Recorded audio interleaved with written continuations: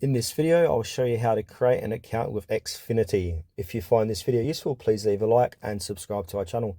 In saying that, let's just jump straight into it. All right, open up any web browser on your mobile device, or if you're on PC or laptop, open up any web browser. Go over to Google and type in Xfinity account, and then click on the first result where it says login.xfinity.com.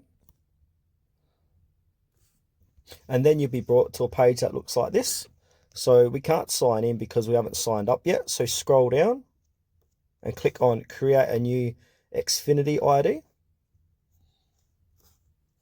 And then from here, use your Xfinity ID to quickly secure sign into your account. Confirm one of the following account details to get started. So click on mobile number or social security number. Click on continue, which I'll do now.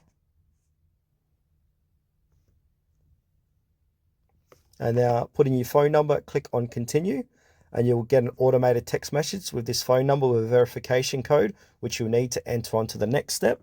So once you get the code, put it in, and then follow the next step to create your Xfinity account.